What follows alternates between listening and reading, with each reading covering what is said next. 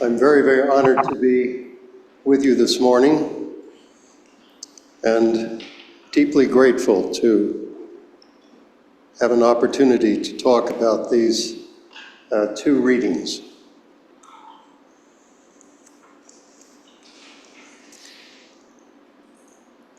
A quick reading through the entire Bible might give one the idea that most women in the Bible are only ancillary to the story.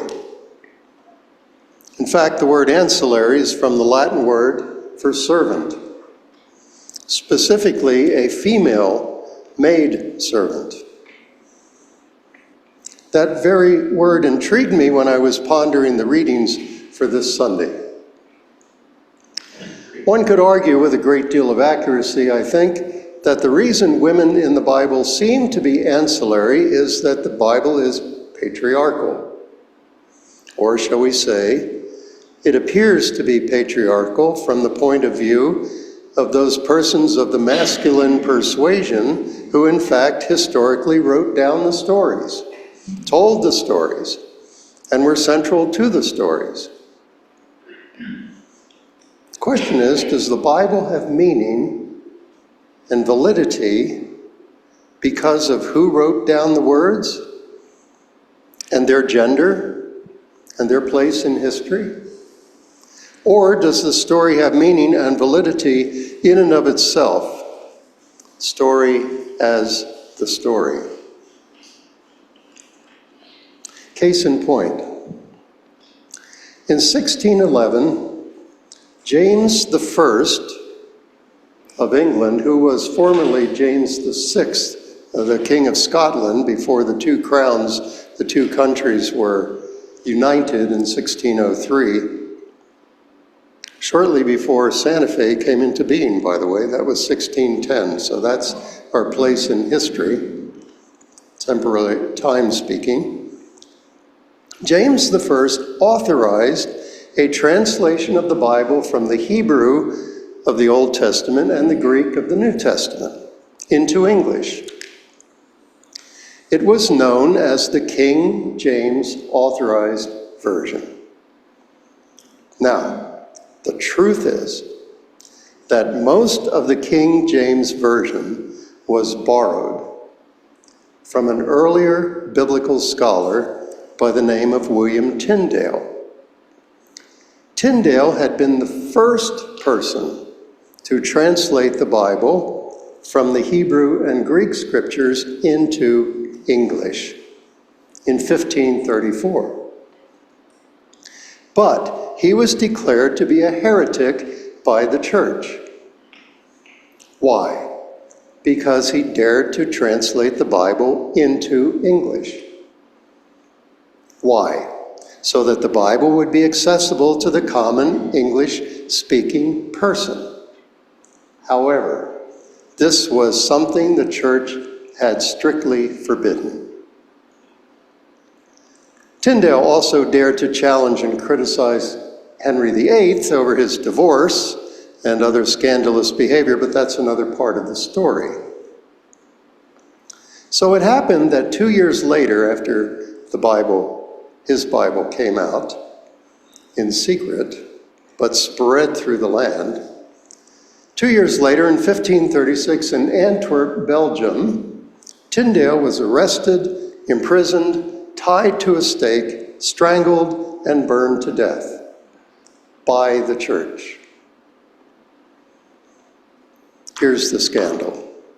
3/4 of a century later, the very church which had condemned Tyndale and his Bible took nearly everything of what Tyndale had translated, which the church had condemned, and reproduced it as the King James Version. The Bible with which, looking around, I think many of us, perhaps most of us, grew up with in church and Sunday school and read and studied. Here's an excursus. I always have an excursus in my sermon. Here's one. When Beverly and I moved into our current residence in the Life Plan community at La Sequoia in Santa Fe, one day during lunchtime, one of our neighbors, whose name is Patricia, came up to me and said, "You're a Lutheran pastor, correct?" I said, "Yes, I am." Holding up 2 large volumes, newly printed, she said, "I want to give these to you." I took the books gratefully, and reading the covers, I said, "You realize you are giving me heretical versions of the Bible," because this was Tyndale's translation in modern spelling. She smiled and said, "Yes, they belong to my husband, who had passed away, and he was a descendant of the Tyndale family." These volumes in modern spelling in English of Tyndale's translation are 2 of my most precious possessions. My point in all this seeming digression is that what or who may seem to be ancillary is rather right at the center of things. We need to pay attention. We need to open our minds and our hearts. So I entitled this sermon, "A Tale of 3 Women." It's the story of Sarah, Mary, and Martha. First, the story of Sarah, wife of Abraham, which we find in Genesis 18, and the story of the 2 sisters, Mary and Martha, whom we find in the 10th chapter of the Gospel according to Luke. I contend that these women are at the very center of the story. In fact, I would say central to the story. The first story takes place near the Oaks of Mamre, we read, which refers to an ancient religious site, originally focused on a single holy tree that had been there forever and is growing at Hebron, which is now in the West Bank of the state of Israel. There is a Greek Orthodox monastery which was founded at the very spot that we're talking about, where this ancient tree was planted or grew up. It fell over in 2019, but there's a young sprig of that tree growing up next to it. Thus goes the story. The very elderly Abraham and very elderly Sarah, husband and wife, pitched their tent by this tree. Abraham sitting at the entrance of the tent in the middle of the day, and suddenly 3 people appear, 3 men. From the text, it's either God or angels or maybe both. Abraham, according to the custom of hospitality, rushes over to them, asks them to wash their feet, rest in the shade of the tree, and have some bread. The men agree. Abraham rushes into the tent and insists upon his wife that she quickly bake 3 cakes of flatbread. Then he tells his servant to slaughter a calf, have it roasted. Then he takes the meat, the flatbread, some cheese and milk, we presume goat cheese and goat milk, and rushes over to the men, sets the food before them, and stands over them watching as they eat. Munching on the meat, flatbread, and cheese, washing it all down with milk, one of the 3 asks, "Where's your wife, Sarah?" Abraham says, "She's in the tent." Then one of them, maybe the same one, says, "I'll be back in 9 months, and Sarah will give birth to a son." Now that's where the reading for this Sunday, according to the lectionary, was supposed to end. But that's not the end of the story, and so I had Karen read the rest to have it included this morning. Sarah's inside the tent, listening to all of this conversation. She and Abraham are very old. She's beyond menopause. She can't have any more children. She hasn't had any children. So she laughs to herself, "My husband is old, I'm old. Really? A baby?" Outside and within hearing range, God says, "Why did Sarah laugh?"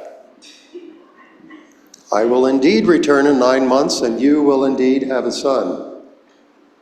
Now that would be a good ending right there. But there's more. We call it the denouement. Sarah denies everything. I did not laugh. She's afraid. God said, oh yes, you did laugh. And 9 months later, a son is born, and they name him Yitzhak in Hebrew, which means he will laugh. Sarah, you see, is not ancillary to the story. She's at the very core of the story. We might say she is the story. I would say that. Without Sarah, there is no Yitzhak, no Isaac. Without Isaac, there's no Jacob. Without Jacob, there is eventually no King David. And without King David, there is eventually no Yeshua Emmanuel, Jesus. And without Jesus, there are no followers of Jesus. That would mean there's no us. There's no church. That brings us to the next story, which in many ways is a story for all of us who are either attention deficit disordered or obsessive compulsive, or both. Mary and Martha. One of you is wearing the name tag Martha, and so I want to acknowledge that and thank you for, yes. This is not directed totally at you, but to all of us. Okay? Mary and Martha, two sisters, have a house in a certain village. The village is not named. This is a story in the Gospel according to Luke. There's a similar but not exact story in the later Gospel of John, where we learn that this is the home of Lazarus, Mary and Martha, all related to each other. That's a different story. Martha is in charge. She invites Jesus to come in. She is hospitable according to the custom. Just like Sarah, centuries before, she prepares food and such. While she's doing this, she notices that her sister Mary is not helping. Rather, Mary is sitting at the feet of Jesus, listening to every word he's speaking. Martha is annoyed. The gospel writer Luke puts it this way, in Greek, of course, Martha perispato peri polein diakonian. So Martha, peri means around, spato means to drag around, literally. Perispato means to be distracted, dragging around a lot of things. Peri, around. Polein, many things. Diakonion. We get the word deacon from this, and diakonia. It means service or serving.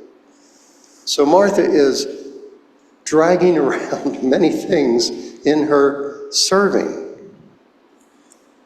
That's what one does when company comes. Martha explodes, Jesus, do you not care that my sister? That's what she calls her in Luke's Greek. Adelphe mu, sister of me, literally. You could translate it in a whining moon, this sister of mine. Do you not care that she has left me with all the work? Tell her to help me. Now, I cannot hear, read, or even think about the next part without calling to mind Father Eddie O'Byrne of blessed memory. That great Irish priest died many years ago. That great Irish priest who was the chaplain of the old St. Vincent Hospital in Santa Fe when Beverly and I moved there in 1975. Father O'Byrne loved this story from Luke's Gospel and frequently used it, whether it was appointed or not, in the homilies that he preached at the masses he celebrated in the chapel at the hospital. I have to say that many of our neighbors attended his masses rather than going to the cathedral or any of the other churches in Santa Fe. So beloved was this priest, and he was. He would tell the story many times because it was his favorite. And when he came to the part where Jesus responds to the criticizing Martha, he would say in his Irish brogue, "Martha, Martha, you are worried and distracted by so many things." Then Jesus responds, as we know, few things really matter, but one does. And Mary has chosen that one thing, and that will never be taken away from her. What's the one thing? Jesus, yes, but not Jesus alone. The message, the words, the story, the whole thing that began in Sarah. Be alert, be open, listen, hear, believe. Believe the story. It's a story of love and forgiveness and hope and rescue from sadness and despair, not just here and now, but in the endless love of God. And not just in the endless love of God, but here and now. Now here's the thing. Nearly every sermon I've ever heard has elevated Mary, who sits and listens, and lowered, to use a kind word, Martha, who runs around serving and such. That's not the gospel.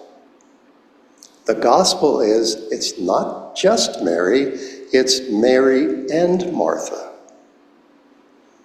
Both are essential. Now, I consulted with my theological and biblical consultant, Chris Erickson, concerning this. She told me, I think she's biased, she told me, we know when reading the story that Martha is Scandinavian.